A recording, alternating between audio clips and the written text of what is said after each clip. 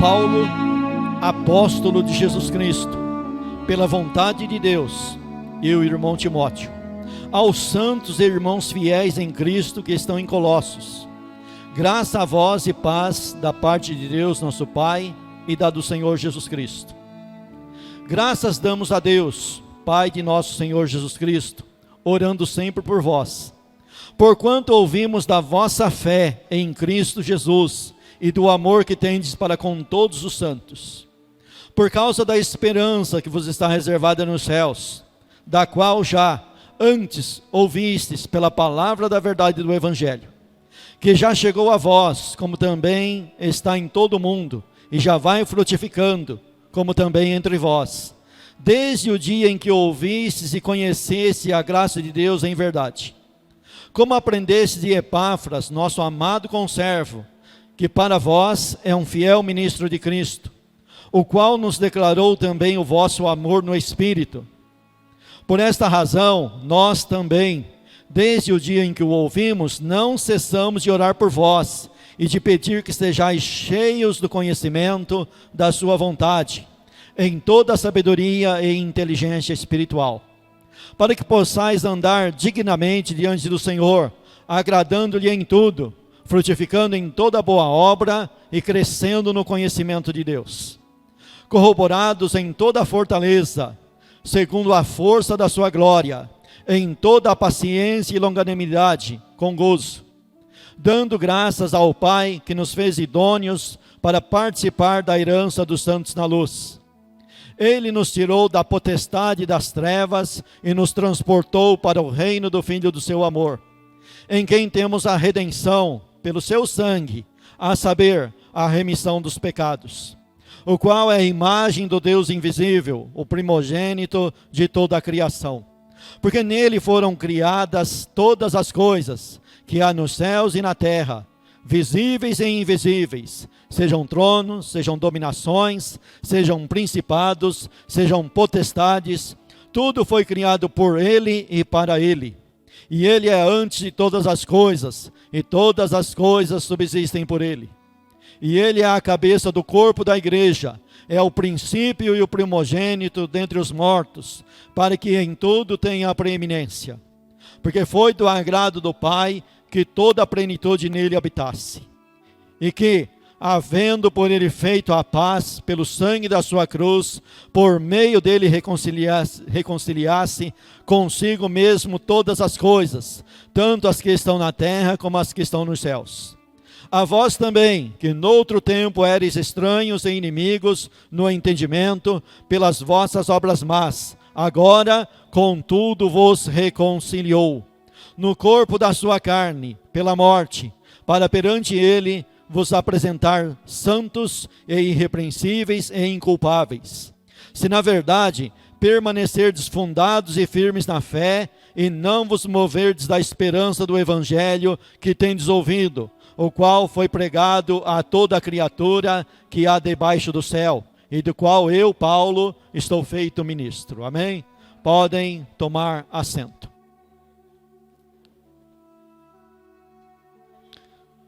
Conhecimento colocado em prática. Paulo aqui, ao escrever essa carta, ele então se identifica. Ele dá a sua credencial, ele mostra a sua credencial. Paulo, apóstolo. Paulo, em palavras simples, enviado com uma mensagem, apóstolo. Nesse mundo que nós vivemos, nós vemos autoridades constituídas, e toda autoridade é constituída por Deus, mas tem autoridades que abusam no seu posto de autoridade. Você já viu aquela frase assim? Levei uma carteirada, me deram uma carteirada. Sabe aquela frase assim, você sabe com quem que você está falando? É uma frase de intimidação, né? Você sabe com quem você está falando? O camarada é pego, uma autoridade é pega numa infração de trânsito. Vai lá alguém que é inferior a ele, mas está ali para cumprir a lei. E chama a atenção dele, ele vira para aquele policial e fala, você sabe com quem que você está falando? Isso é um abuso de autoridade que ele acha que está acima da lei. Ele se acha acima da lei. Ele pode aplicar a lei nos outros, mas ninguém pode aplicar a lei nele. Ou seja, ele prende as pessoas por estar fazendo errado, mas não pode ser chamado a atenção porque está fazendo o erro que ele é colocado para combater. Então as pessoas têm a autoridade, não é humilde para exercer essa autoridade e dar carteirada nos outros. O apóstolo Paulo não é assim. Ele não é dessa maneira. Ele se apresenta como apóstolo porque ele tem a credencial de apóstolo. Ele é apóstolo. Qual que é a credencial de um apóstolo? No caso do apóstolo Paulo, é ter visto Cristo ressuscitado. Isso é a credencial do apóstolo. Como nós não vamos pregar dentro desse tema, nós vamos apenas citar. A credencial dele é ter visto Cristo ressuscitado. Mas ele é humilde, ele não apresenta a credencial dele para intimidar ninguém. Ele diz assim, olha, pela vontade de Deus. Ou seja, eu sou o que sou, não por mim mesmo, mas pela graça de Deus.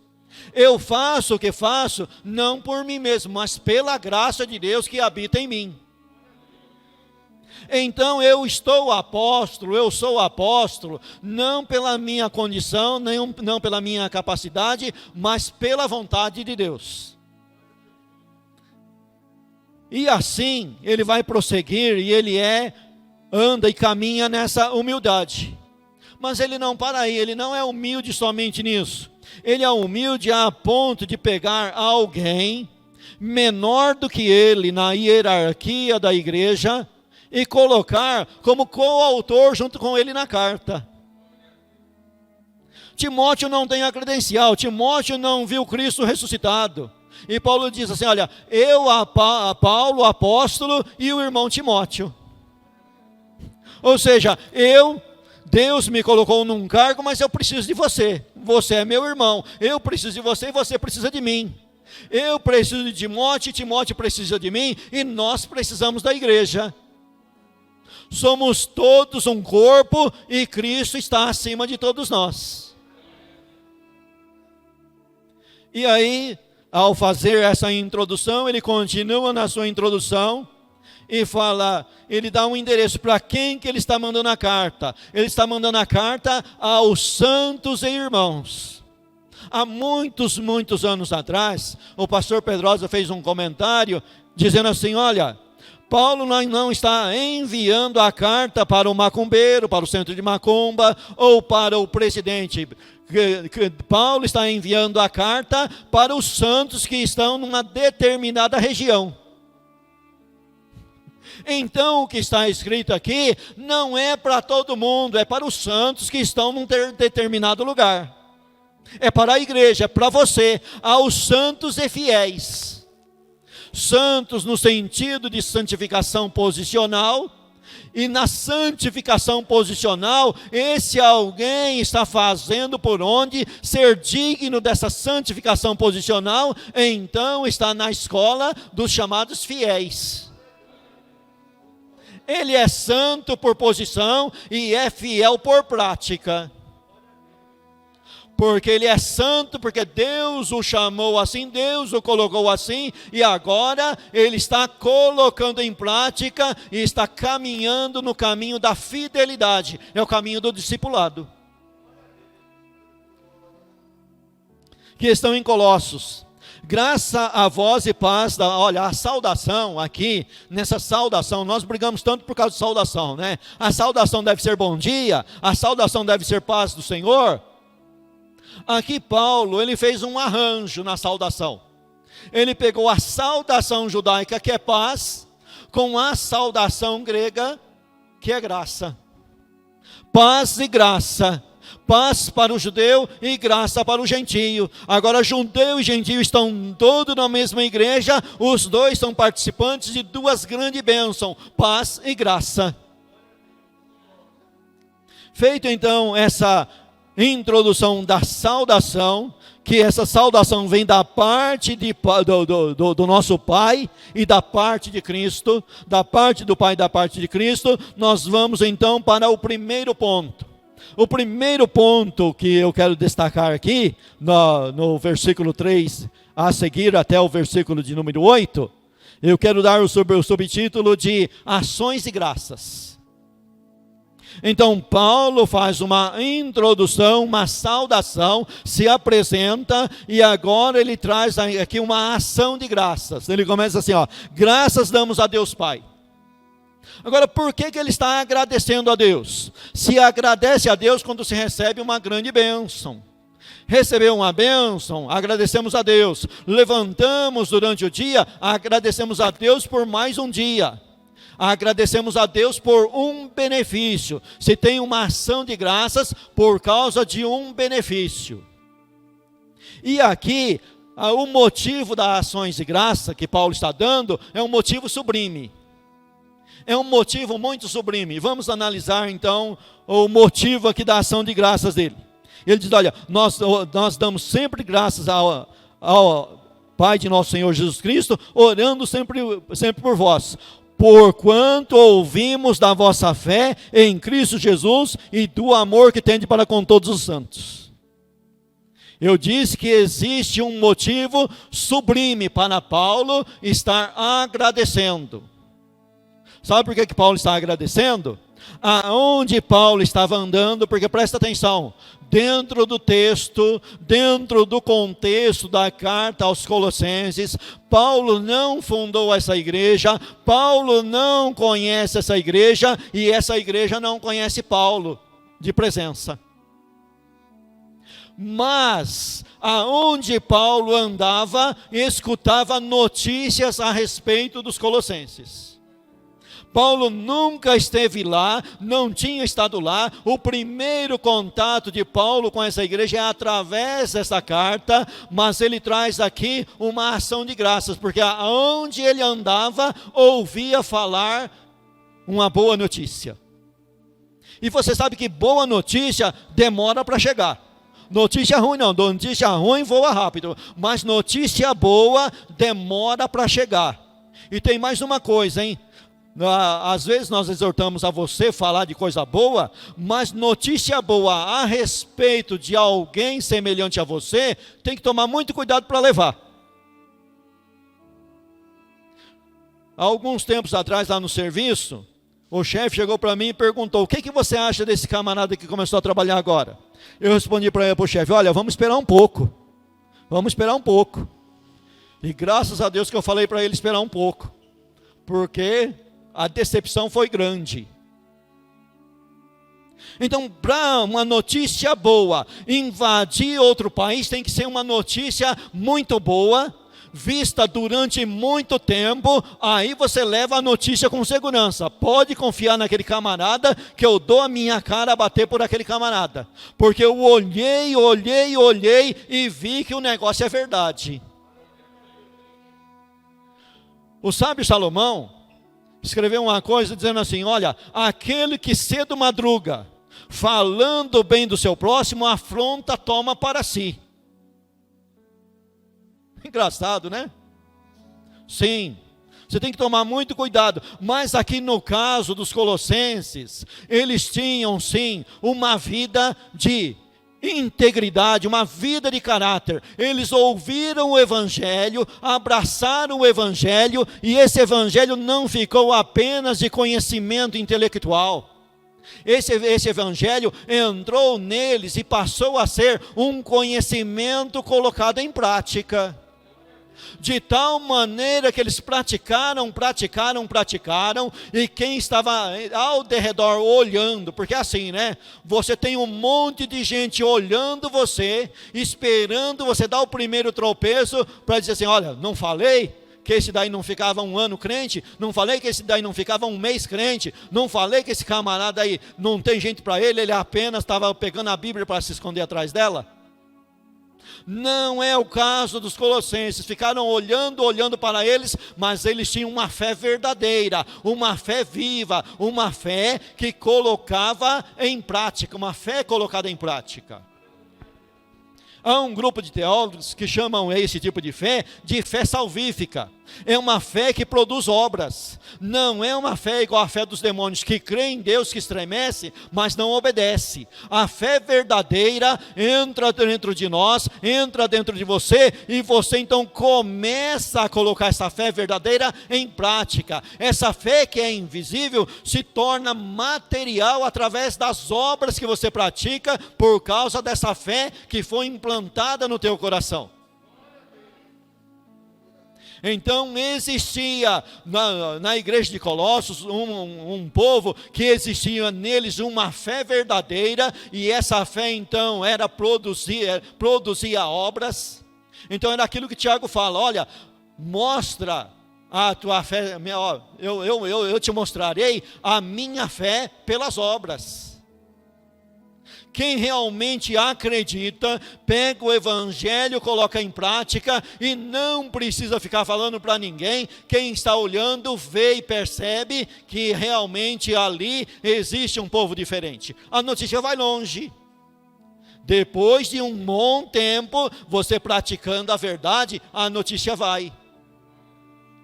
Cristo falou assim, olha, é interessante, às vezes a Bíblia ela parece controversa. Cristo no capítulo 5, 6 e 7, nas Beatitudes, ele chamou a atenção para não sermos igual os fariseus. Mas ao mesmo tempo, em outro lugar, Cristo fala assim, ensina assim, olha, seja as vossas boas obras feitas diante de todos os homens, para que esses homens glorifiquem o vosso Pai que está no céu. Então o nome de Deus vai ser glorificado pelas pessoas que estão ao redor da igreja, através do quê? Através das boas obras que essa igreja pratica. Então, como que funciona isso? Funciona daquela maneira: faça com a tua mão direita sem que a tua esquerda veja, ou seja, não fique trocando trombeta diante de você. Você não precisa tocar trombeta, você não precisa chamar a atenção para si, você precisa apenas praticar as boas obras da fé. Você precisa acreditar no Evangelho e colocar esse Evangelho em prática e fazer boas obras que o Evangelho ensina. E não se apresenta para ninguém, não mostra para ninguém, não diz para ninguém que você está jejuando, que você está orando em prol da igreja, que você está fazendo visita em prol da igreja, que você está lutando em favor da igreja. Você não precisa mostrar, você precisa fazer as boas obras, como que em oculto, e Deus que vê em oculto, apresenta elas para todos publicamente. E aí a fama corre longe, a fama vai longe, porque é Deus que vai fazer com que a fama vá longe. Foi isso que aconteceu aqui. Por isso que Paulo está agradecendo, porque existe em Colossos uma fé verdadeira, um conhecimento verdadeiro que veio através da pregação do Evangelho. Que não foi Paulo que pregou, que não foi Paulo. E também nesse caso Paulo não teve uma revelação disso. E ele então vai dizer aqui, versículo 5: por causa da esperança que vos está reservada nos céus. Presta bem atenção, esperança, quando alguém espera alguma coisa, ele está esperando algo que ele não tem na mão. Fé verdadeira é isso, fazer algo em prol de alguma coisa que você ainda não está na tua mão, mas existe dentro de você uma esperança, e essa esperança é o combustível para você estar realizando algo em prol de uma coisa que ainda não está na tua mão.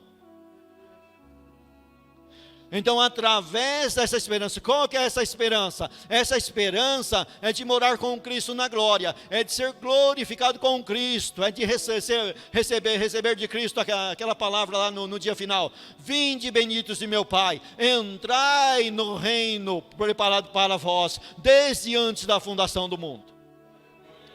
Quando nós temos essa esperança de ir morar no céu, quando essa esperança é viva em nós, o que nós fazemos? Nós nos santificamos a nós mesmos por causa dessa esperança. Essa esperança verdadeira dentro de mim e de você nos leva para uma vida de santificação, porque nós queremos ir morar lá. Existe uma ilustração feita por um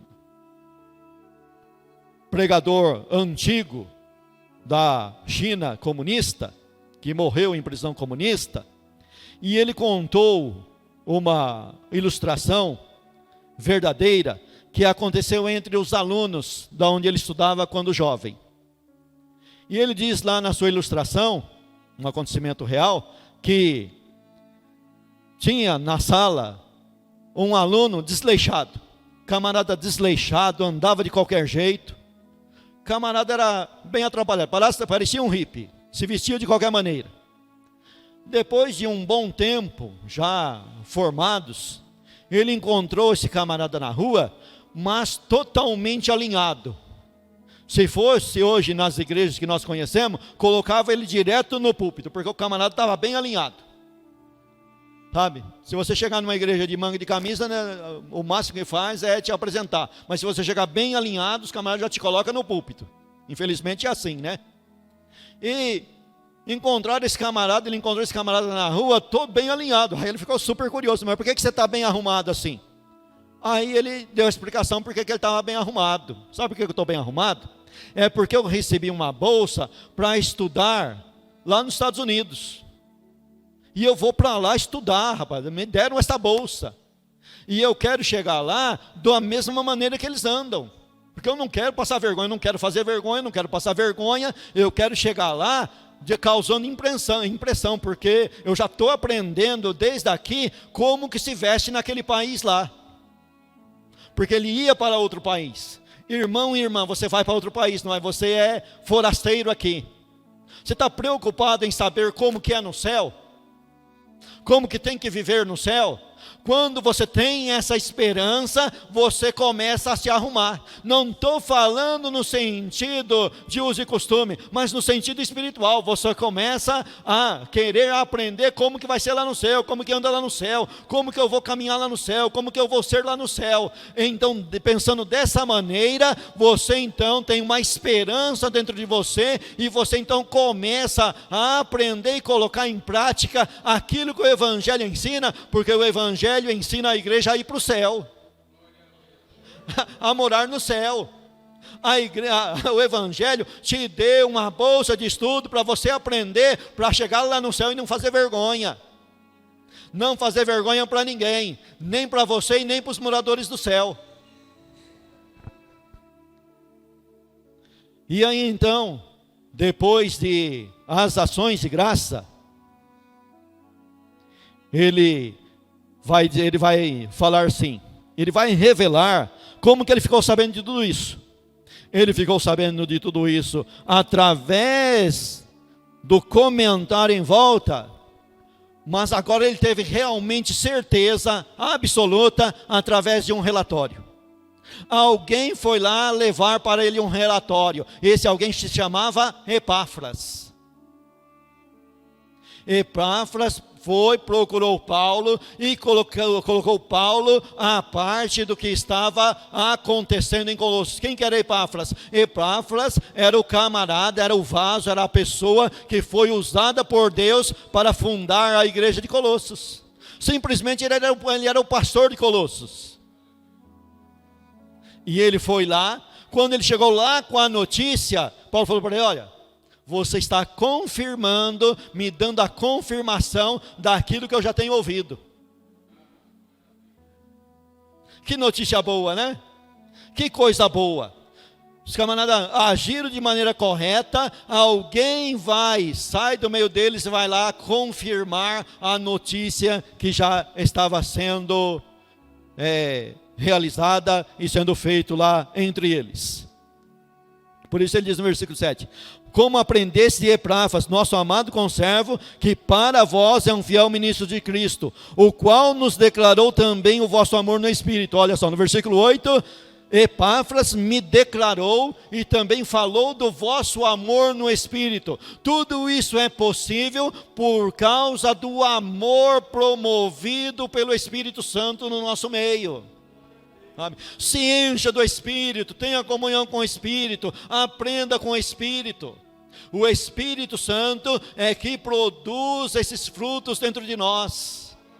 Sem o Espírito Santo nós não podemos nada. Somente no conhecimento intelectual a gente tem condição de conhecer, mas não tem condição de colocar em prática. É o Espírito Santo que vem, habita no meu e no teu coração, através do trabalhar dele, através da obra dele. Então nós vamos produzindo o fruto do Espírito, que na realidade o fruto do Espírito é apenas um, é o amor. Aí quando você vai então falar sobre esse amor, então aí você destrincha, como em Gálatas no capítulo 5, no capítulo 6, aonde ele apresenta na palavra singular fruto do Espírito. Aí começa com amor, longanimidade, aí vai então se descrevendo. Então o resto é a descrição do amor, que na realidade é apenas um fruto. E as outras são características do amor, desse amor que está dentro de nós. O amor fraternal que nos leva a amar os irmãos e também a amar os inimigos. Então quando entra alguém na igreja, ninguém tem na testa escrito, esse camarada aí é verdadeiramente crente. Mas entrou na igreja, nós o amamos com um amor fraternal. E esse amor fraternal é estendido até aos nossos inimigos.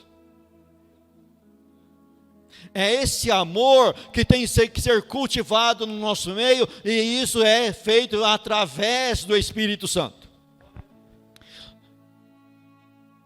Versículo de número 9. Então aqui no versículo de número 9 começa o ponto 2. Que aqui já não é mais uma ação de graças, mas uma oração. Ele sai da ação de graças e vai partir para uma oração. E oração aqui nesse sentido, é no sentido de petição. A primeira oração era no sentido de dar graças a Deus. Agora aqui é no sentido de fazer uma petição. E nessa petição, o que você tem que entender e compreender, que nós, aqui no caso os colossenses, atingiram um ponto sublime, mas tem como melhorar. Não pode pensar que aonde você chegou está bom e ali está estacionado e já chegou no altar, no ponto mais alto. Não chegou ainda. Tem algo a ser melhorado. Por isso agora ele parte para a oração. A oração é uma petição para que isso que está acontecendo na igreja dos Colossos não fique somente nisso. Eles têm um conhecimento, não um conhecimento meramente mental, mas um conhecimento que é colocado em prática, que produziu tudo isso que ele já falou, mas agora ele vai pedir para um enriquecimento maior. Até aquilo que nós já construímos, já adquirimos, já conquistamos, amém, eu preciso de mais, eu quero mais. Eu tenho mais sede de Deus, eu quero mais Deus. Deus me deu um pouco da sua presença, mas ainda está pouco, eu quero mais. Por isso ele vai começar a oração dizendo assim, por esta razão, nós também, desde o dia em que o ouvimos quem? O Epáfras. Não cessamos de orar por vós e de pedir que sejais cheios do conhecimento da sua vontade. Nós precisamos conhecer a Deus e continuar conhecendo a Deus. Porque afinal de contas, a revelação de Deus para nós, ela não é completa de uma vez só. Ela é paulatina, ela é dia a dia, é a oração do Pai Nosso. Dê-nos, Senhor, o pão nosso de cada dia.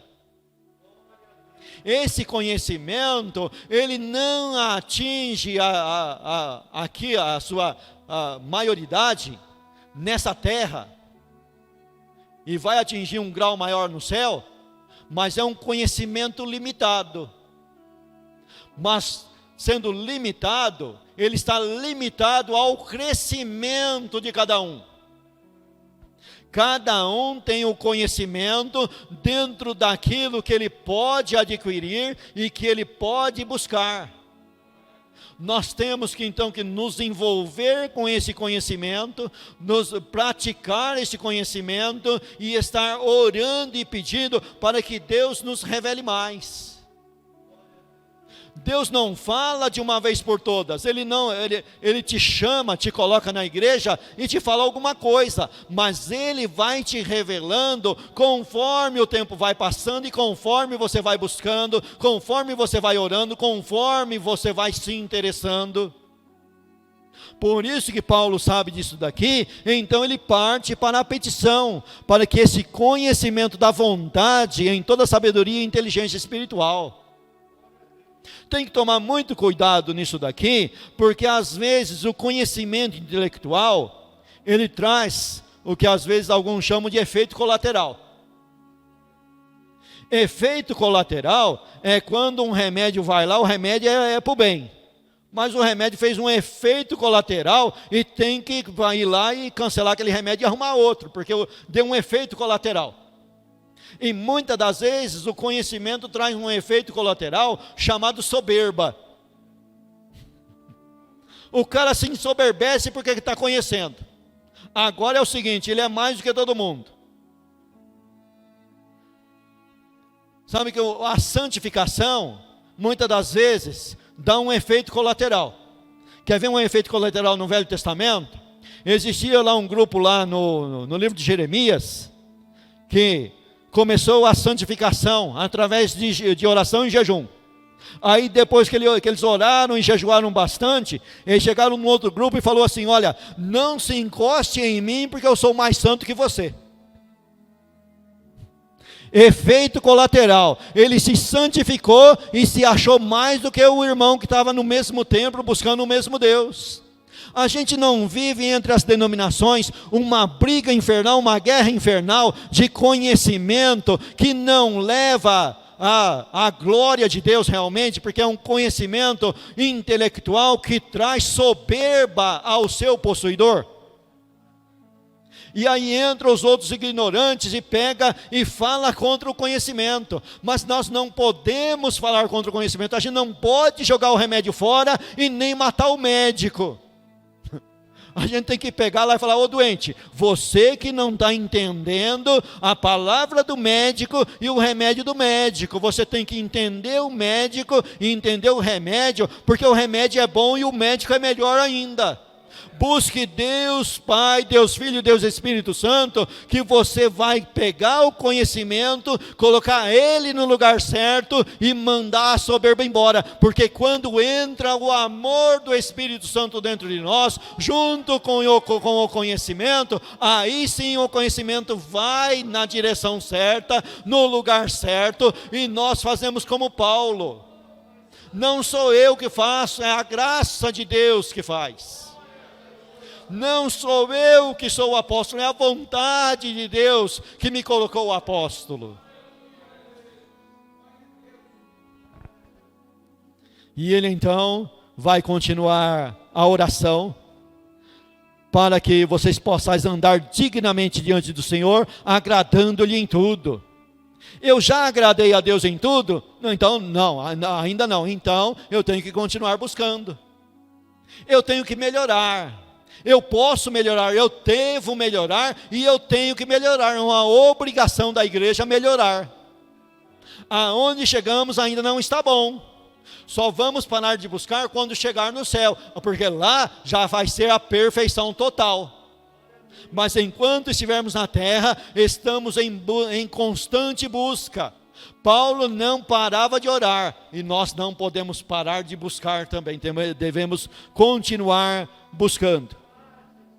E a oração deles era para que eles sejam corroborados em toda a fortaleza, ajudados. Por mais que você tenha, você não tem ainda o suficiente a ponto de dizer assim, eu sou autossuficiente. Ninguém é autossuficiente. O único autossuficiente é a Trindade. Nós sempre vamos ser dependentes. Sempre dependentes. O dia que nós deixarmos de ser dependente, nós vamos abraçar o evangelho da serpente. O evangelho da serpente para Eva foi esse: olha, Deus está escondendo alguma coisa de você. Não podemos abraçar o evangelho da serpente, temos que ficar com o evangelho do Filho de Deus. Esse evangelho que os colossenses abraçaram e estavam colocando em prática, e agora Paulo está orando para que esse evangelho aumente, o poder dele aumente, o conhecimento dele aumente, a obra dele aumente. Então nós precisamos ser ajudados em toda a sua fortaleza, segundo a força da sua glória, em toda a paciência e longanimidade com gozo. Paciência, longanimidade e gozo. Isso daqui na realidade é um fruto do amor. O amor é que vai nos dar a paciência. A paciência não é algo de morosidade, não é algo de que está parado, não está fazendo nada, não. A paciência é a capacidade de enfrentar o sofrimento, andar com o sofrimento, carregar a cruz com paciência, mas continuar andando. Não é morosidade, não é inércia. Paciência não é inércia, paciência é continuar fazendo, mesmo em meio à perseguição, mesmo em meio ao sofrimento, ele continua fazendo, ele não para. Se não dá para correr, ele anda, se não dá para andar, ele se rasteja, mas ele não para, a paciência nos leva. E essa paciência é longânima, ou seja, se demorar um dia, amém, se demorar 2 dias, amém, se demorar 3 dias, amém, se demorar 1 ano, amém. Cristo ainda não voltou, eu continuo esperando Ele. Por quê? Porque nós temos uma longanimidade produzida pelo Espírito Santo dentro de nós. E ele fala, com gozo, aí complicou tudo. Como é que o cara vai ter paciência diante do sofrimento, ter longanimidade, tá 2, 3 anos, parece que a luta não passa mais, e ainda com gozo? Não tem como explicar isso daí. Isso daqui é o fruto do Espírito Santo que coloca uma esperança em nós, e nós olhamos para a glória futura e dizemos assim, olha, a nossa breve e momentânea tribulação não há de ser comparada com a glória que há de ser revelada em nós. E nós vemos essa glória através da fé e recebemos um gozo através dessa fé que nós não temos na mão para mostrar para ninguém, mas a alegria existe dentro de nós. E nós continuamos de cabeça erguida, marchando e caminhando.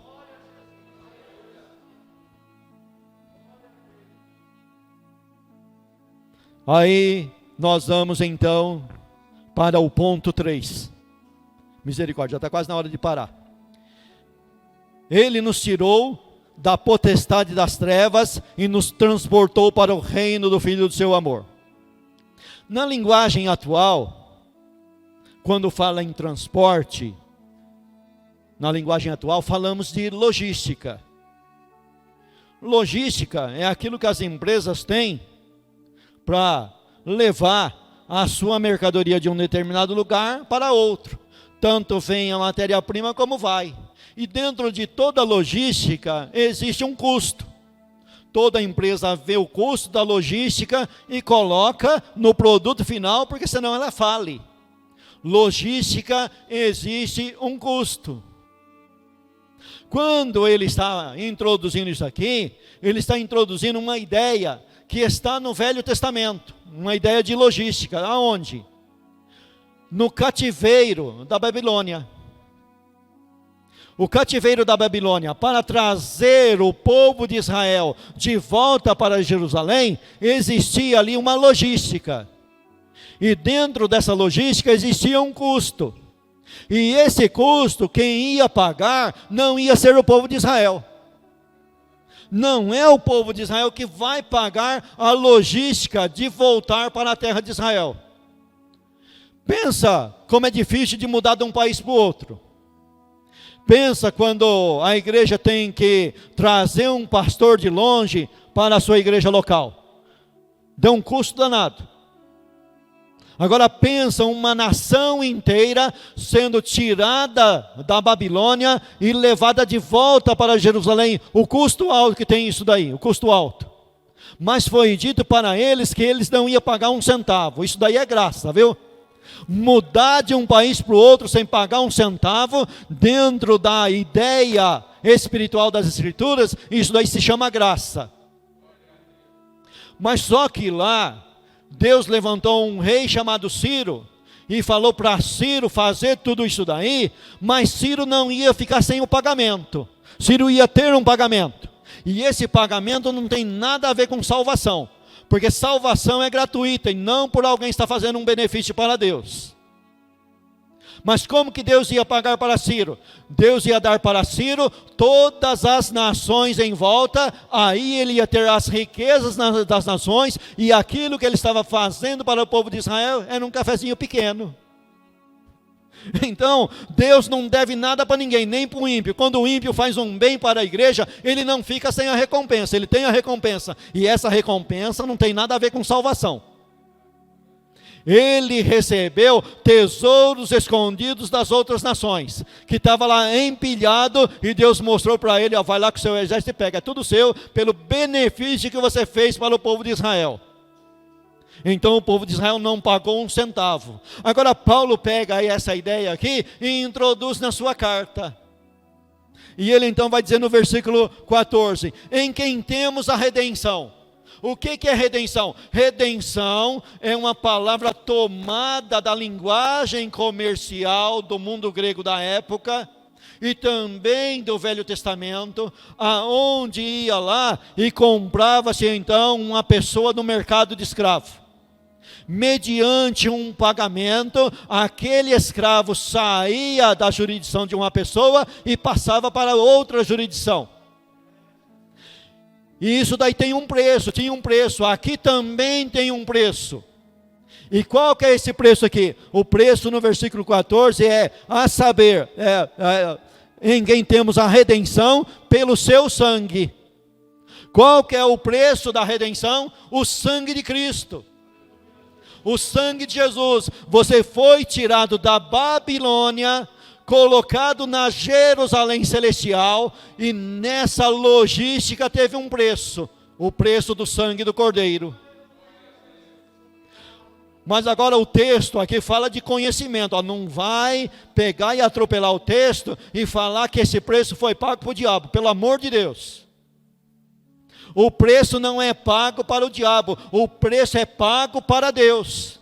Qual que é a pessoa que você pecou? Olha, o preço da redenção é um preço pago no lugar do pecado. Você pecou contra quem? Contra Deus. Quem que é o credor da tua vida é Deus. E Deus, dentro da sua justiça, só tem um jeito de quitar a dívida com Ele. É através da morte, através de sangue, através da execução. Deus é justo, Ele não pode deixar o pecador sem punição. Então Ele pega e pune o teu pecado em Cristo, e Cristo então apresenta o sangue dele, está aqui, Pai, o pagamento, e o Pai fala, eu aceito esse pagamento. Esse pagamento é o pagamento aceito diante de Deus. Ele é comparado acima daquilo que Deus deu para Ciro, acima de ouro e prata, é mais do que ouro e prata, é maior do que ouro e prata. Porque se fosse através de ouro e prata, Cristo não precisaria morrer na cruz do Calvário. Era só a igreja fazer como muitas igrejas fazem hoje, se enriquecer, se encher de ouro, fazer uma igreja de ouro e falar para Deus, está aqui, ó, o próprio templo de Jerusalém, está aqui, Deus, fizemos um templo de ouro para você. Grande coisa, isso daí não paga nada. Esse templo de ouro aí não paga nada. A igreja católica pode mostrar o templo lá, olha, o templo aqui é de ouro. Primeira pergunta, esse ouro veio de onde? Veio de muitos escravos que morreram, muita gente que eu tomei o dinheiro, tomei a vida, mandei para o inferno, né, tal e tal, e está aqui, Deus. Mas isso aí serve de quê? O ouro não serve de nada, mas o sangue de Cristo, puro, inocente, sem mácula, esse sim é o pagamento. É o pagamento da logística. Você mudou de reino, você saiu do reino das trevas e foi transportado para o reino do Filho do seu amor, e nessa transação entrou como pagamento o sangue de Jesus Cristo.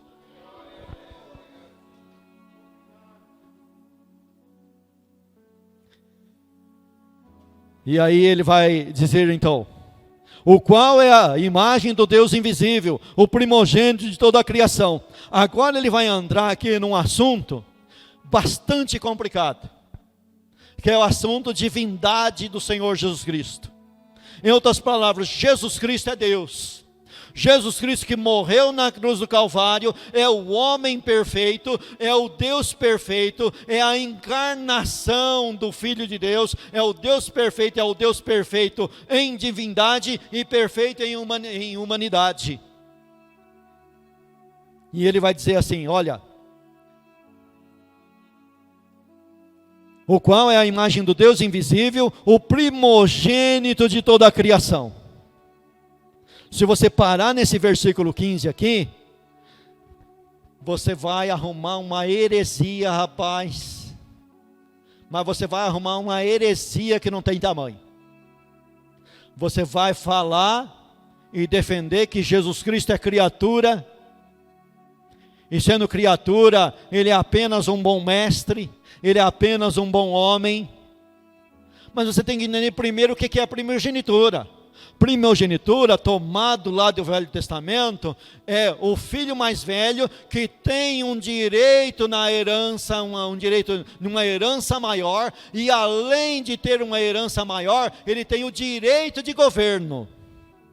Então quando ele diz aqui, ó, Jesus Cristo é o primogênito, está dizendo assim que ele tem uma herança maior, além da herança maior, ele tem o direito de governo. Ele é o governo, ele tem direito de governo, ele tem direito de governar a igreja, por quê? Porque ele é o primogênito, Deus o colocou como primogênito. Primogênito é o primeiro, é o filho mais velho. Então todos nós somos filhos de Deus por adoção, e Cristo é filho de Deus por ser filho unigênito, ele é o único filho.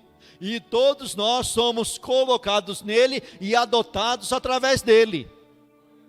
E aí então, ele tem o direito de primogenitura. Mas não é só isso, se você parar só nisso, ainda não é só isso, tem algo mais.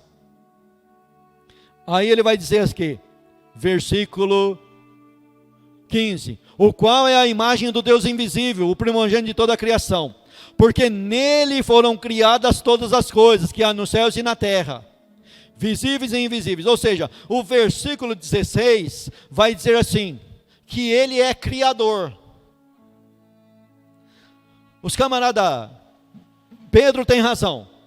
Pedro, escrevendo em uma de suas cartas, disse assim, olha, o apóstolo Paulo, nosso amado apóstolo Paulo, escreveu coisas difíceis de entender e compreender, nas quais os indoutos transtornam, mudam, modificam para a sua própria condenação. Então o camarada lê uma coisa dessa aqui difícil de interpretar e interpreta de maneira errada. E não presta atenção no que o texto está realmente falando. Porque ele para num versículo e tira esse versículo fora do contexto. Mas se você continuar no contexto, ele vai dizer assim, ó, porque nele foram criadas todas as coisas. Ele não é criatura, nele foram criadas. Se nele foram criadas, ele então é o Criador. E quando você fala em Criador, criação, somente a divindade tem essa capacidade de criação. Existem alguns atributos dados pelo próprio Deus para si mesmo, e esses atributos não é dado para nenhuma da sua criatura, nem homem e nem nas mais alturas da hierarquia angelical. E uma dessas é o poder de criação. Ele é o único Criador, e quando ele dá esse poder, esse atributo para o Filho e para o Espírito Santo, a Bíblia está declarando assim, olha, o Filho é Deus igual ao Pai, é um junto com o Pai, da mesma substância, tudo igual, não maior nem menor, mas exatamente igual. E quando a Bíblia atribui isso também ao Espírito Santo, o Espírito Santo é um junto com o Pai e o Filho, coexistente, da mesma substância, nem maior e muito menos menor, mas igual. Então o texto está dizendo que Jesus Cristo é Criador e não criatura. Jesus não é o maior profeta, Jesus é mais que o maior profeta, Jesus é o Criador do profeta. Jesus é o dono da igreja, Jesus é o cabeça da igreja. E ele então vai continuar dizendo: nele foram criadas todas as coisas que há nos céus e na terra, visíveis e invisíveis. Ou seja, ele é o criador de tudo, ele é o criador daquilo que você vê e daquilo que você não vê. O mundo físico foi criado por ele, e o mundo espiritual também foi criado por ele. Ele é criador de todas as coisas, tanto as visíveis como invisíveis. Ou seja, Jesus Cristo criou junto com o Pai e o Espírito Santo, não somente as coisas materiais, mas também as coisas invisíveis, os anjos. Ele é criador dos anjos.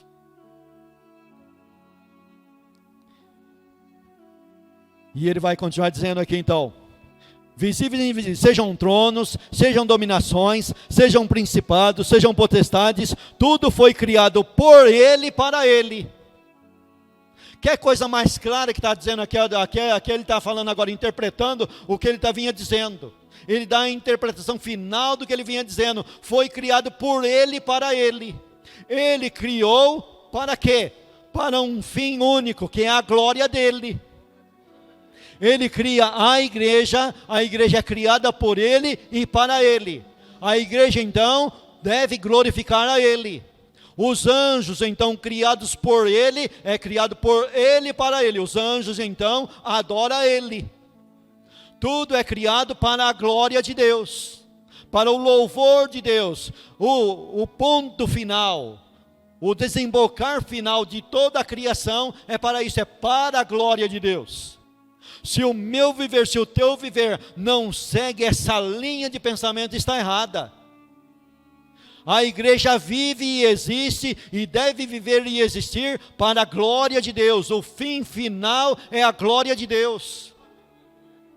Tudo que você for fazer, faça em nome do Senhor Jesus Cristo para a glória de Deus Pai. Se alguém fala para a glória de Deus. Se alguém trabalha, trabalhe para a glória de Deus. Se alguém age, haja para a glória de Deus. Tudo para a glória de Deus.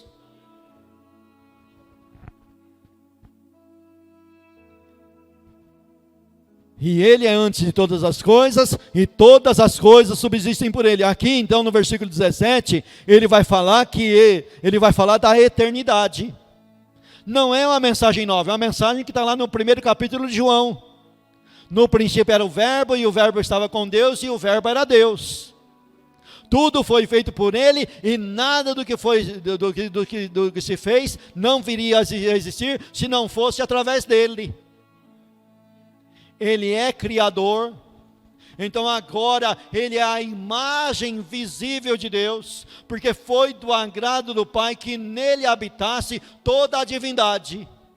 Aí então agora ele sai da linha divina de Cristo e vem para a linha humana. Ele como homem, dentro dele habitou então em plenitude o Pai. A Trindade, tudo nele, habitou de maneira plena. Ele é a imagem exata de Deus. Ele é divino. Ele é um ser divino, ele é filho, ele é criador e não criatura. E aí ele vai dizer aqui no versículo 20, e que, havendo por ele feito a paz pelo sangue da sua cruz, por meio dele reconciliasse consigo mesmo todas as coisas, tanto as que estão na terra, como as que estão no céu. Voltando no assunto de logística. Você sabe que quando chega uma pessoa, vamos supor, vem uma pessoa de outro país para o nosso país. Qual que é a primeira reação nossa? Que esse camarada está fazendo aqui no meu país? O que esse camarada veio fazer aqui? Veio tomar o meu lugar? Veio tomar o meu emprego? Ele veio aqui puxar o meu tapete? Não é assim? Até entre os bichos tem isso. Se você pegar uma vaca de um outro pasto distante e trazer no teu pasto, quando ela chega lá, a primeira coisa que ela toma é uma surra. As outras arrodeia ela, né? Faz uma voltinha nela assim, não para dar boas-vindas, mas para dar umas belas cabeçadas. Quando eu era criança lá no pasto, eu via isso daí. Trazia um animal novo, os outros já juntavam. E tome cabeçada. E tome cabeçada. Mas esse intruso aqui na minha terra, agora pega essa logística e leva para o céu. Quem que são os moradores do céu? Os anjos.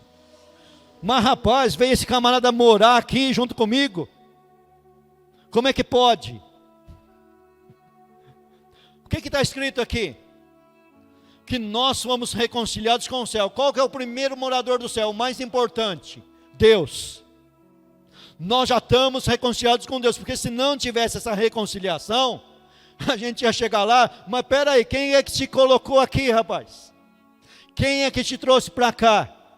De que maneira, como? Como que você me explica a tua entrada aqui? Por isso que lá no céu não vai entrar nada que contamine a cidade de Jerusalém. Só vai entrar quem tiver suas vestes lavadas no sangue do Cordeiro. Quem tem as suas vestes lavadas no sangue do Cordeiro já se tornou amigo de quem mora no céu.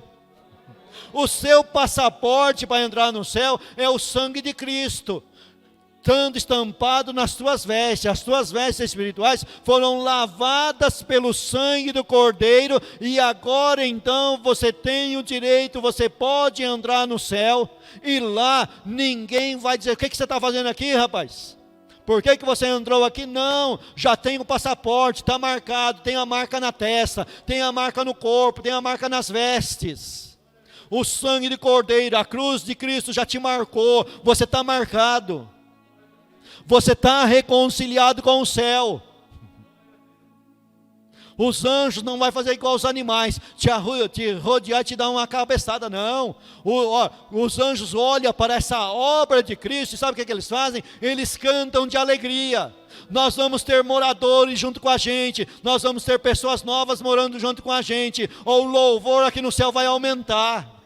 Vai crescer o louvor, já tem um louvor muito grande, mas vai aumentar com a chegada da esposa do Cordeiro. Ela vai vir para cá para aumentar o coral, para aumentar o cântico, para aumentar o louvor, vai aumentar os moradores. Sabe por quê? Porque Cristo, que é digno de toda a glória, de toda a honra e todo louvor, Ele pagou o preço, Ele fez a obra perfeita e vai trazer esses moradores para cá, e nós então já estamos preparando a festa. E nós então adoramos não o anjo, mas adoramos ao Cordeiro que está entronizado no meio da cidade. Vamos parar por aqui, já passamos da hora, né? Amém? Que Deus te abençoe e te guarde, amém?